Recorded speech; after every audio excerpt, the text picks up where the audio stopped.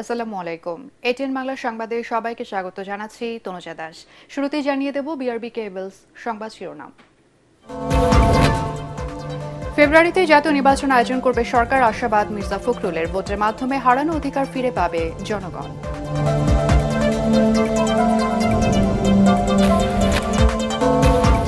নির্বাচন পেছানো নয়, level playing field হওয়ার আগে যেন তেন ভোটের বিপক্ষে জামাত, মন্তব্য মিয়া গোলাম পরোয়ারের। সরকারের নিরপেক্ষ ভূমিকা নিয়ে সংশয়। জুলাই আন্দোলনে মানবতা বিরোধী অপরাধের মামলায় সাবেক প্রধানমন্ত্রী শেখ হাসিনা সহ ৩ জনের বিরুদ্ধে অভিযোগ গঠনের শুনানি শেষ। ১০ জুলাই আদেশ। নির্বাচনে জয়লাভ এবং নতুন সংবিধান প্রণয়ন এনসিপির আগামী লক্ষ্য, মন্তব্য নাহিদ ইসলামের। নাটোরে পদযাত্রা, বিকেলে পাবনা ও সিরাজগঞ্জ। এবং জাতীয় সাংবিধানিক কাউন্সিল গঠনের বিপক্ষে অধিকাংশ রাজনৈতিক দল, জানালেন আলী রিয়াজ। চাপিয়ে দিয়ে নয়, আলোচনার মাধ্যমেই সমাধান।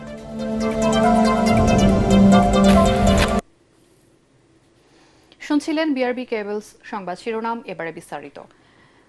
আগামী বছরের ফেব্রুয়ারিতেই অন্তর্বর্তী সরকার জাতীয় নির্বাচন আয়োজন করবে বলে আশা প্রকাশ করেছেন বিএনপি মহাসচিব মির্জা ফখরুল ইসলাম আলমগীর।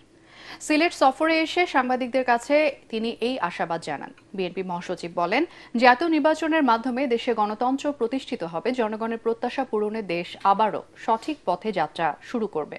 সিলেট থেকে ইকবাল মুন্সির পাঠানো তথ্য ছবিতে বিস্তারিত জানাচ্ছেন মইনুল আহসান। একদিনের সফরে পুণ্যভূমি সিলেটে এসে প্রথমেই দুই সাধক হজরত শাহজালাল রহমতুল্লাহ আলাইহি ও হজরত শাহপরান রহমতুল্লাহ আলাইহির মাজার জিয়ারত করেন বিএনপি মহাসচিব। পরে সাংবাদিকদের মুখোমুখি হন মির্জা ফখরুল ইসলাম আলমগীর। বিএনপি মহাসচিব জুলাই গণ অভ্যুত্থানে শহীদদের প্রতি শ্রদ্ধা জানানোর পাশাপাশি বিগত ১.৫ দশকে ফ্যাসিবাদ বিরোধী আন্দোলনে নানা ত্যাগ স্বীকার করা দলের নেতাকর্মীদের স্মরণ করেন। জুলাই আগস্টের শহীদ হয়েছেন তাদের প্রতি আমি শ্রদ্ধা জানাচ্ছি, যারা আহত হয়েছেন তাদের প্রতি সমবেদনা জানাচ্ছি। আমাদের প্রায় ৬০ লক্ষ নেতাকর্মীদের বিরুদ্ধে মিথ্যা মামলা হয়েছে, আমাদের কয়েক হাজার নেতাকর্মীকে হত্যা করা হয়েছে, আমাদের প্রায় ১৭০০-র উপরে মানুষকে গুম করা হয়েছে। সেখানে আমাদের সিলেটের অত্যন্ত সাহসী নেতা ইলিয়াস আলীও গুম হয়েছেন।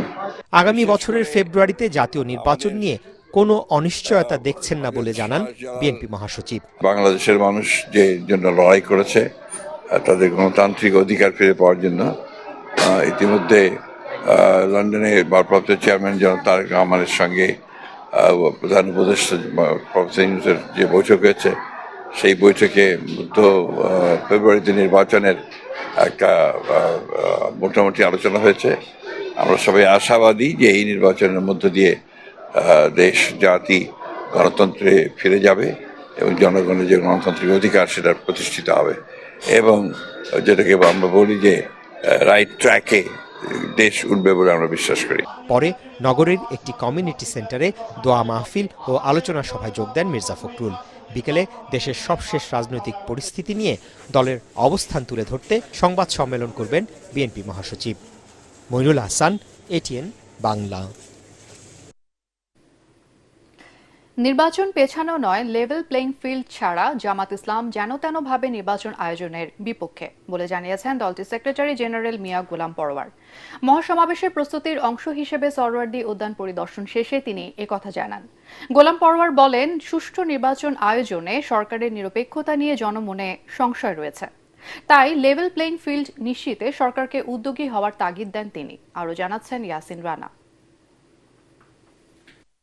১৯ জুলাই মহাসমাবেশকে কেন্দ্র করে ব্যাপক প্রস্তুতি নিচ্ছে জামায়াত ইসলামী। সারা দেশ থেকে লাখ লাখ নেতাকর্মী অংশ নেবেন এই মহাসমাবেশে।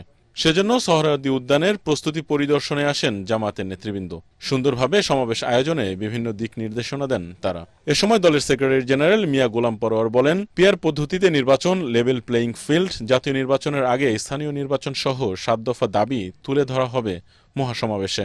একটি অবাধ, নিরপেক্ষ, গ্রহণযোগ্য নির্বাচনের উদ্দেশ্যে লেভেল প্লেইং ফিল্ড, নির্বাচনের পূর্বে প্রয়োজনীয় সংস্কার শেষ করা, মানবতা বিরোধী অপরাধে অভিযুক্তদের বিচারকে দৃশ্যমান করা, পিয়ার পদ্ধতিতে আমাদের জাতীয় নির্বাচনের যে দাবি উঠেছে সর্বমহল থেকে সেটা মেনে নেওয়া, জুলাই অভ্যুত্থানকে নিয়ে যে জুলাই ডিক্লারেশন, যে জুলাই সনদ, সেটা ঘোষণা এবং বাস্তবায়নের জন্য আমরা জুলাই বিপ্লবের প্রথম বার্ষিকী এই জুলাই মাসের মধ্যেই সেটা সরকারকে বাস্তবায়ন এবং ঘোষণার দাবি করেছি। জামায়াতের বক্তব্য ভুলভাবে উপস্থাপন করা হচ্ছে জানিয়ে গোলাম পরোয়ার বলেন, নির্বাচন পেছানোর কথা জামাত কখনো বলেনি। আমরা নির্বাচন পেছানো না করা এ ব্যাপারে কোনো বক্তব্য কখনো রাখি নাই। বক্তব্যটা বুঝতে হবে।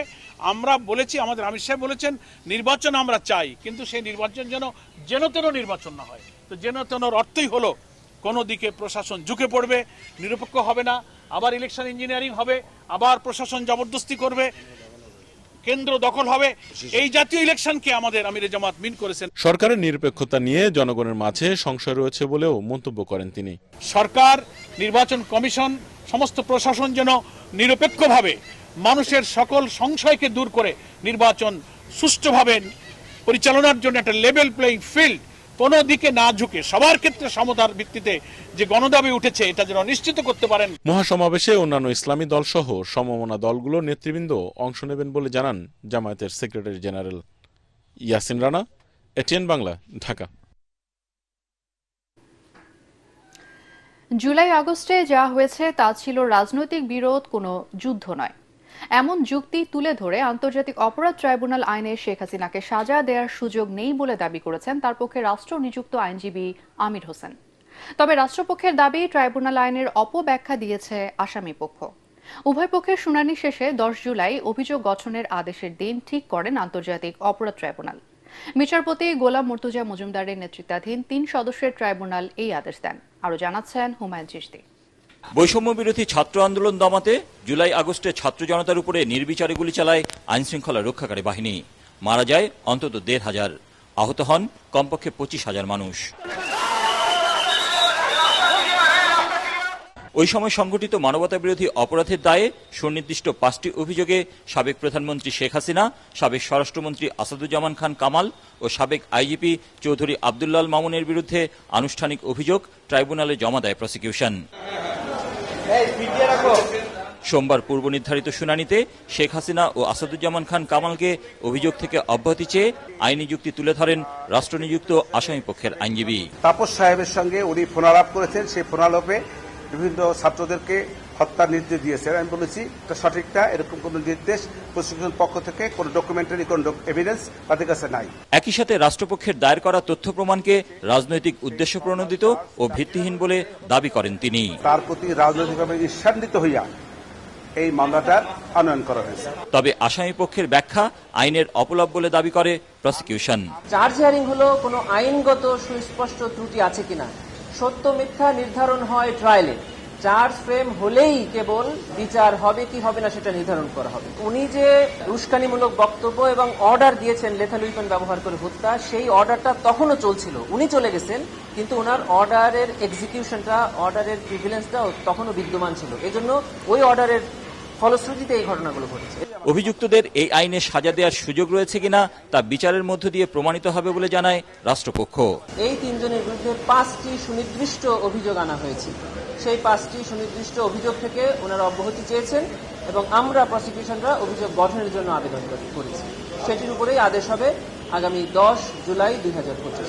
আসামিদের সাথে যোগাযোগের কোনো অবকাশ নেই বলে জানিয়েছেন ডিফেন্স কাউন্সিল আমির হোসেন। আর অভিযোগ গঠনের সময় শুনানি করবেন না বলে আগেই জানিয়েছিলেন সাবেক আইজিপি চৌধুরী আব্দুল্লাল মামুনের আইনজীবী। হুমায়ুন চিশতি, এটিএন বাংলা, ঢাকা। ফ্যাসিবাদের পতনের পর রাষ্ট্র পুনর্গঠন, জাতীয় নির্বাচনে জয়লাভ এবং নতুন সংবিধান প্রণয়ন এনসিপির আগামী লক্ষ্য বলে জানিয়েছেন জাতীয় নাগরিক পার্টির আহ্বায়ক নাহিদ ইসলাম। রাজশাহীতে পথসভায় তিনি এই মন্তব্য করেন। নাহিদ আরও বলেন, যারা সংস্কারের যাত্রা ব্যাহত করার চেষ্টা করছে জনগণ তাদের কোনোদিন ক্ষমা করবে না। পানির ন্যায্য হিস্সা আদায় এবং সীমান্ত হত্যা বন্ধে প্রয়োজনে ভারত অভিমুখে লং মার্চের হুঁশিয়ারি দেন এনসিপি আহ্বায়ক।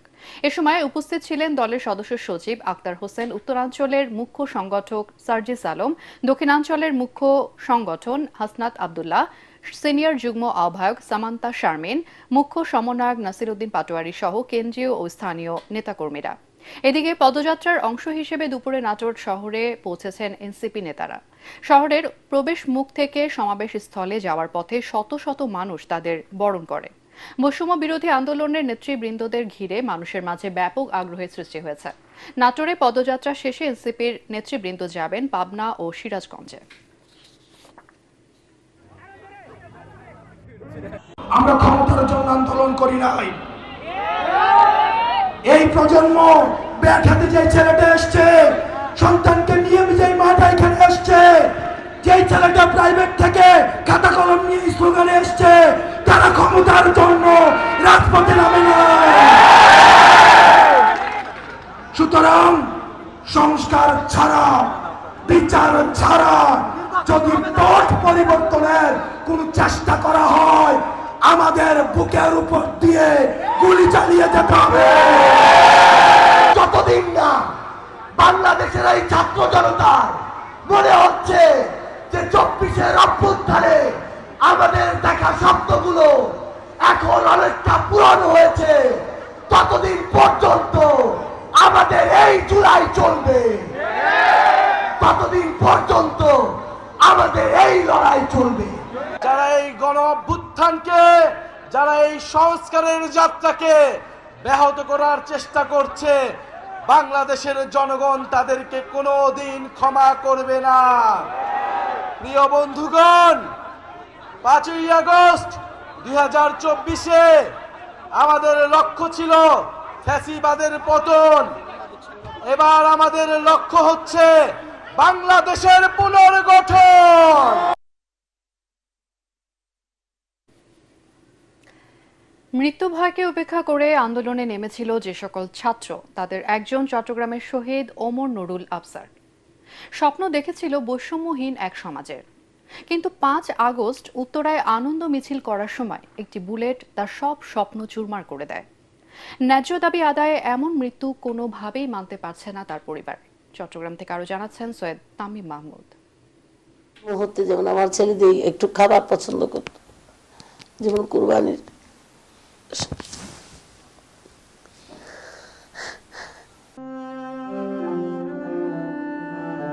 এভাবেই স্মৃতির চিহ্ন হয়ে আছে ওমরের বাসার চেয়ারটি।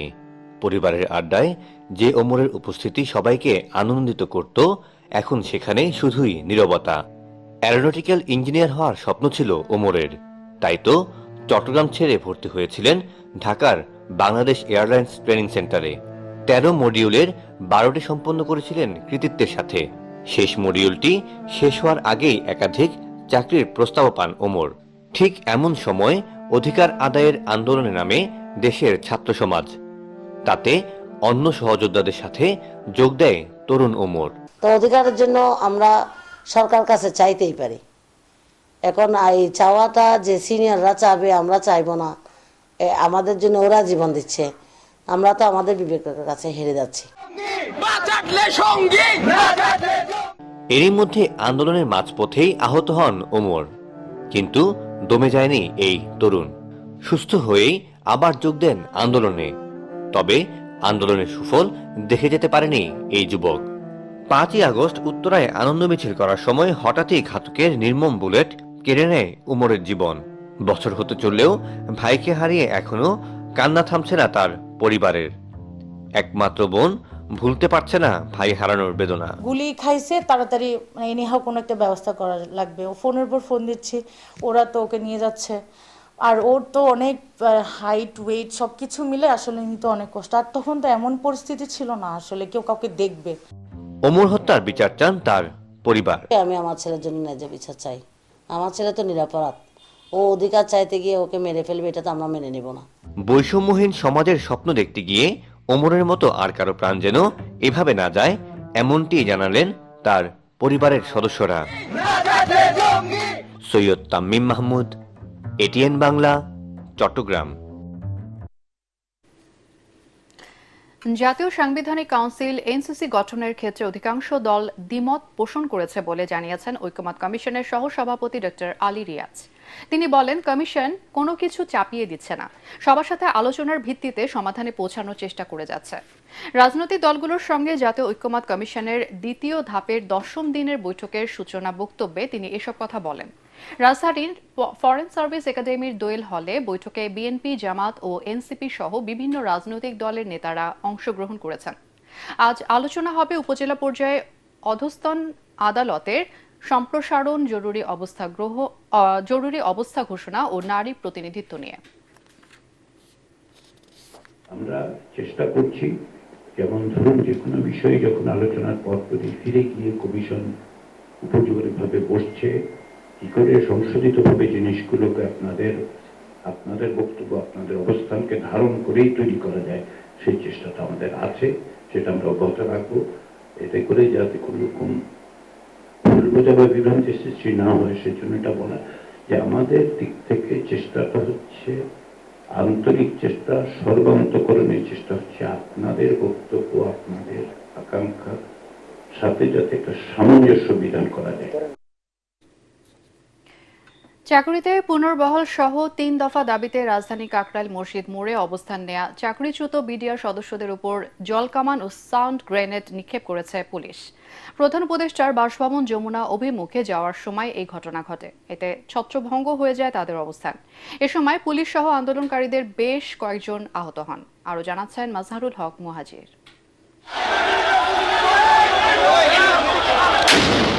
৩ দফা দাবিতে রাজধানীর কাকরাইল মসজিদ মোড়ে অবস্থান নেয়া চাকরিচ্যুত বিডিআর সদস্যদের ছত্রভঙ্গ করতে এভাবেই জলকামান ও সাউন্ড গ্রেনেড নিক্ষেপ করে পুলিশ। দাবি আদায়ে যমুনা অভিমুখে যাওয়ার সময় পুলিশ আন্দোলনকারীদের 10 মিনিটের আলটিমেটাম দেয়। এরপর ছত্রভঙ্গ করতে টিয়ার গ্যাস ও দফায় দফায় জলকামানের পানি নিক্ষেপে উত্তপ্ত হয়ে ওঠে কাকরাইল এলাকা। পুলিশের বাধায় আন্দোলনকারীরা পিছু হটে মৎস্য ভবনের দিকে সরে যায়। এর আগে টানা 15 দিন ধরে শাহবাগে জাতীয় জাদুঘরের সামনে অবস্থান নেয় এই চাকরিচ্যুত বিডিআর ও তাদের পরিবারের সদস্যরা। শাহবাগ থেকেই যমুনা অভিমুখে যাত্রা শুরু করেন তারা। পরে কাকরাইল মোড়ে অবস্থান নেয় আন্দোলনকারীরা। আমরা আজকে 22 তারিখ থেকে আজকে 7 তারিখ পর্যন্ত আমরা আন্দোলন চলমান রেখেছি, কিন্তু কোনো প্রশাসন থেকে বা সরকার পক্ষ থেকে কোনো পদক্ষেপ নেয় নাই। বিগত দিনে আমরা নির্যাতিত হয়েছি। আমি বিডিআর সন্তান, আমার বিডিআর পরিবার 18,320 জন বিডিআর নির্যাতিত পরিবার। আজকে 15 বছর আমরা অনারে অভাব অনটন নিয়ে বউ বাচ্চা নিয়ে কষ্টে আছি।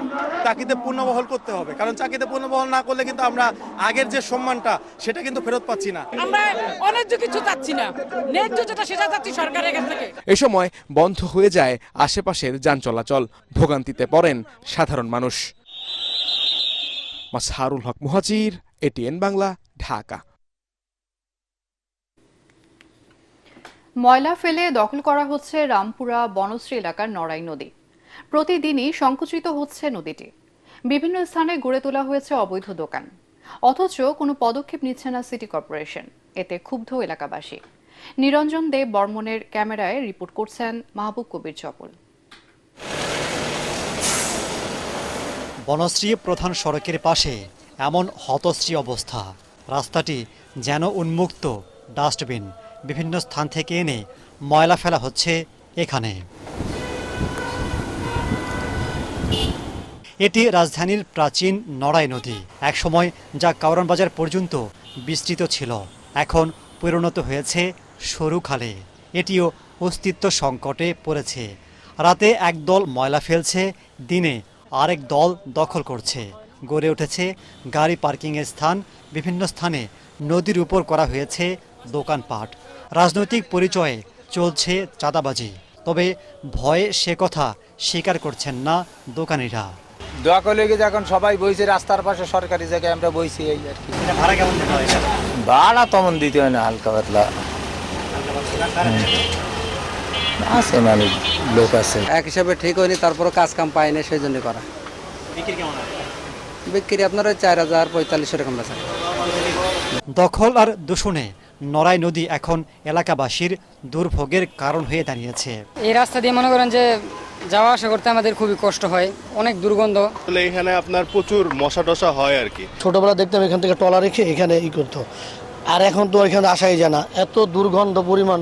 কর্তৃপক্ষ এখানে কোনো সমাধান করছে না। ইভেন বনশ্রী যে সোসাইটি আছে বা এখানকার যারা সোসাইটি আছে, কারো কোনো এখানে নজর নেই এদিকে। বনশ্রী সোসাইটির নেতারা বলছেন, বিষয়টি বারবার সিটি কর্পোরেশন ও আইন শৃঙ্খলা বাহিনীকে বলেও সমাধান হচ্ছে না। গার্ড আছে, আমাদের গার্ডকে আমরা প্রত্যেকটা 5,000 টাকা জরিমানাও করি, কিন্তু দুর্ভাগ্য যে এরম ভাবে ময়লা আসে, আমাদের লোকগুলি একটু ফাঁক পাইলে ময়লা ফেলে। আর্মি এবং পুলিশ যদি না পারে, আমাদের তো এত শক্তি নাই যে আমরা পারি। ওয়া করে না, শুধু আমরা যা যা করার জন্য সব প্রস্তাব দিছি। দখলদারদের কাছে যেন অসহায় খোদ সিটি কর্পোরেশন। আশপাশ থেকে তারা এনে রাতের বেলা ময়লা ফেলছে, কারণ ময়লার যেই প্রক্রিয়াটা এইখানে তো আগে আওয়ামী লীগের এটা কন্ট্রোল করতো, এটাকে এখনো কোনো প্রসেসে আনা হয় নাই, এটা আমরা আনার চেষ্টা করছি। হাতিরঝিল, আফতাবনগর, রামপুরা বনশ্রী এলাকার পানি নিষ্কাশনের অন্যতম পথ হচ্ছে এই নড়াই নদী। এই পথে পানি প্রবাহিত হয় বালু নদীতে। এটি সংকুচিত হলে গোটা এলাকায় সংকটের মুখে পড়বে, তাই যে কোনো উপায়ে দখলমুক্ত রাখার দাবি স্থানীয়দের। মাহবুব কবির চপল, এটিএন বাংলা, রামপুরা, ঢাকা। যারা জাতীয় নির্বাচন পেছানোর ষড়যন্ত্র করছে তারা দেশের শত্রু বলে মন্তব্য করেছেন ঢাকা মহানগর উত্তর বিএনপির সাবেক আহ্বায়ক সাইফুল আলম নীরব। রাজধানী তেজগাঁয়ের কলোনি বাজার এলাকায় রাষ্ট্র কাঠামো মেরামতে দলের 31 দফার পক্ষে জনসমর্থন আদায় লিফলেট বিতরণ করতে গিয়ে তিনি একথা বলেন। যারা নির্বাচন নিয়ে ষড়যন্ত্র করছে তাদের প্রতিহত করার হুঁশিয়ারি দিয়ে নীরব বলেন, শেখ হাসিনার দুঃশাসনে বিপর্যস্ত দেশকে নতুন করে গড়ে তুলতে হবে। স্থানীয় বিএনপি এবং সহযোগী সংগঠনের নেতাকর্মীরা এ সময় উপস্থিত ছিলেন। বাংলাদেশের বিভিন্ন প্রান্তে ছাত্র সমাজকে ফোন করে, যুব সমাজকে ফোন করে, শ্রমিক সমাজকে ফোন করে, পেশাজীবী সংগঠনকে ফোন করে ঐক্যবদ্ধভাবে রাজপথে নেমে শেখ হাসিনার পতন নিশ্চিত করেছেন। শেখ হাসিনার পতনের সবচেয়ে দাবিদার হলো তারেক রহমান। কুড়িগ্রামের নাগেশ্বরীতে অনলাইন জুয়া ও Free Fire, PUBG, casino, mobile গেমে আসক্ত হয়ে পড়ছে কিশোররা। যে বয়সে মাঠে খেলায় মেতে থাকার কথা, সেখানে তারা ডুবছে মোবাইল গেমের নেশায়। অভিযোগ রয়েছে মাইনুল ইসলাম নামের এক ব্যক্তি ক্যাসিনোর ডিলারশিপ নিয়ে অনেক কিশোর ও যুবককে নিঃস্ব করে নিজে কোটি কোটি টাকার মালিক বনে গেছে। কুড়িগ্রাম প্রতিনিধি SM সাগরের তথ্য ও ছবি নিয়ে আশিকুর রহমানের রিপোর্ট। কুড়িগ্রামের নাগেশ্বরী উপজেলার সন্তোষপুর ইউনিয়নের ধরকারকুটি গ্রামের মইনুল ইসলাম এলাকায় মাদক ও ক্যাসিনো সাম্রাজ্য গড়ে তুলেছে। এলাকার কিশোর তরুণদের অনলাইন জুয়া খেলায় আসক্ত করে এখন কোটিপতি বনে গেছে সে। এলাকায় পরিচিত হয়ে উঠেছে ক্যাসিনো সম্রাট হিসেবে।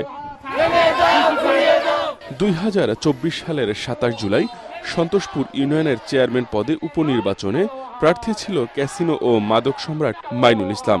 ছাত্র জনতার বৈষম্য বিরোধী আন্দোলনে সে নির্বাচন স্থগিত হলে যৌথ বাহিনীর অভিযানে গ্রেফতার হয় মইনুল। পরে জামিনে বেরিয়ে এসে আবারও শুরু করে অনলাইন জুয়া। মাইনুলের প্রলোভনে পড়ে এলাকার তরুণ ও যুবকরা ক্যাসিনোর নেশায় আসক্ত হয়ে পড়েছে। সারাক্ষণ মোবাইলে নানা গেমে মেতে থাকে তারা। তরুণদের রক্ষায় ক্যাসিনো ও মাদক সম্রাট মাইনুল ইসলাম ও জাহিদুল ইসলামকে গ্রেফতারের দাবি জানিয়েছেন এলাকাবাসী।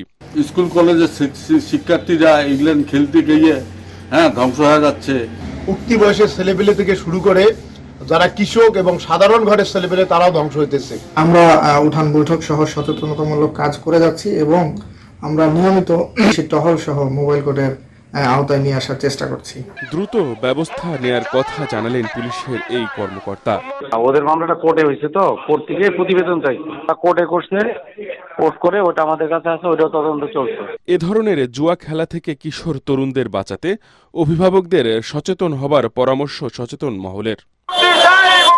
Bureau report, ATN Bangla. এবার আল আরাফা ইসলামী ব্যাংক অর্থ সংবাদ।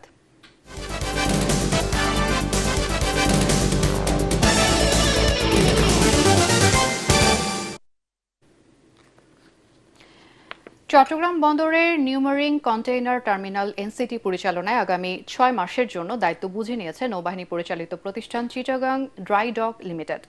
রবিবার মধ্যরাত থেকে ড্রাই ডক কর্তৃপক্ষ NCT পরিচালনার ভার নিয়েছে বলে জানিয়েছে চট্টগ্রাম বন্দর কর্তৃপক্ষ। রাষ্ট্রায়ত্ত এই প্রতিষ্ঠানটি পরবর্তী অপারেটর নিয়োগ না হওয়া পর্যন্ত দায়িত্ব পালন করবে।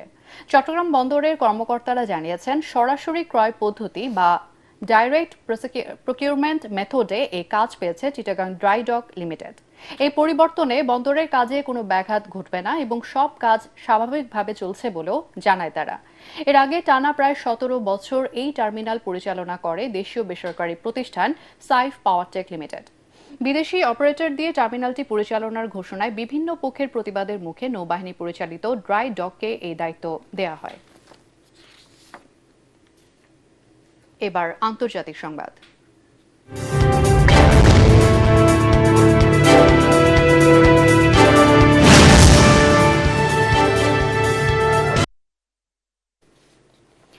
যুক্তরাষ্ট্রের প্রেসিডেন্ট ডোনাল্ড ট্রাম্পের সঙ্গে বৈঠক করতে স্থানীয় সময় রবিবার ওয়াশিংটনের উদ্দেশ্যে রওনা দিয়েছেন ইসরায়েলের প্রধানমন্ত্রী বেনিয়ামিন নেতানিয়াহু। সফরে গাজায় ফিলিস্তিনি সশস্ত্র গোষ্ঠী হামাসের সঙ্গে ইসরায়েলের যুদ্ধবিরতি নিয়ে ট্রাম্প ও নেতানিয়াহুর আলোচনা হওয়ার কথা রয়েছে। গত কয়েকদিন ধরে ট্রাম্প বলছেন তার আশা দ্রুতই গাজায় যুদ্ধবিরতি চুক্তি হবে। তবে যুক্তরাষ্ট্রে যাওয়ার আগে যুদ্ধাপরাধে অভিযুক্ত নেতানিয়াহু জানিয়েছেন হামাস ক্ষমতায় থাকবে এমন কোনো চুক্তিতে তারা রাজি হবেন না। এবার খেলার খবর।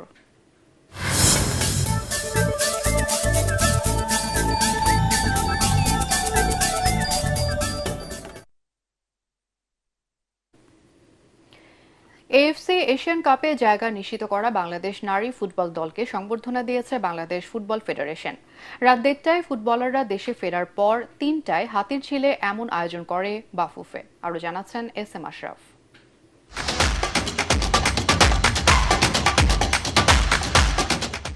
রাত তখন প্রায় 3টা।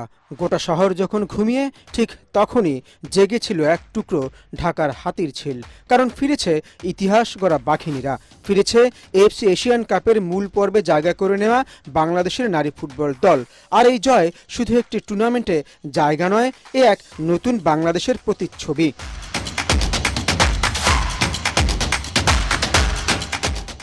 বাফুফের উদ্যোগে মধ্যরাতে দলকে দেওয়া হয় এক অভিনব সংবর্ধনা। ছিল করতালি আর ছিল জনতার ভালোবাসা। প্রথমবারের মতো বড় মঞ্চে পা রাখা এই মেয়েদের মুখে ছিল ক্লান্তির ছায়া, তবে চোখে ছিল গর্ব আর সাফল্যের দীপ্তি। মোসাম্মদ সুলতানা। তবে আয়োজন নিয়ে শুরু হয়েছে আলোচনা সমালোচনাও। অনেকেই বলছেন ক্লান্ত পরিশ্রান্ত এই মেয়েদের নিয়ে মধ্যরাতে এমন আয়োজন কেন?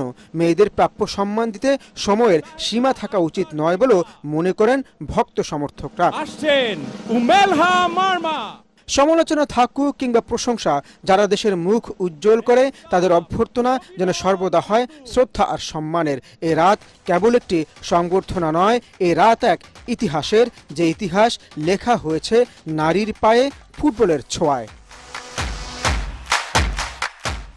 SM. Ashraf, ATN Bangla, Dhaka.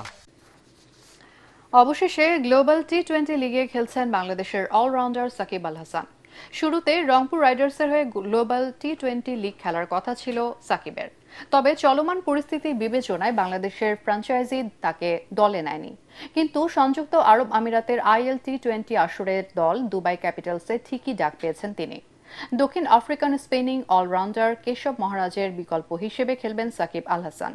গায়ানার Providence স্টেডিয়ামে 10 জুলাই টুর্নামেন্টের উদ্বোধনী ম্যাচে নিউজিল্যান্ডের সেন্টার ডিস্ট্রিক্টসের মুখোমুখি হবে দুবাই।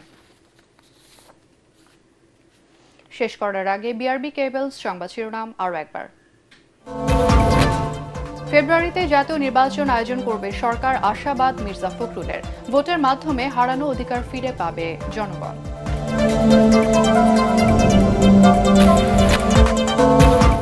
নির্বাচন পেছানো নয়, লেভেল প্লেইং ফিল্ড হওয়ার আগে যেন তেন ভোটের বিপক্ষে জামাত, মন্তব্য মিয়া গোলাম পরওয়ারের। সরকারের নিরপেক্ষ ভূমিকা নিয়ে সংশয়। জুলাই আন্দোলনে মানবতা বিরোধী অপরাধের মামলায় সাবেক প্রধানমন্ত্রী শেখ হাসিনা সহ 3 জনের বিরুদ্ধে অভিযোগ গঠনের শুনানি শেষ। 10 জুলাই আদেশ। নির্বাচনে জয়লাভ এবং নতুন সংবিধান প্রণয়ন এনসিপির আগামী লক্ষ্য, মন্তব্য নাহিদ ইসলামের। নাটোরে পদযাত্রা, বিকেলে পাবনা ও সিরাজগঞ্জ।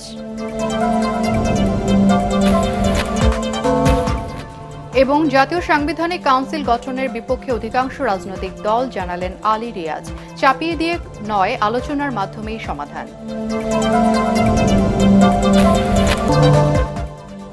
আর এই ছিল এখনকার সংবাদ।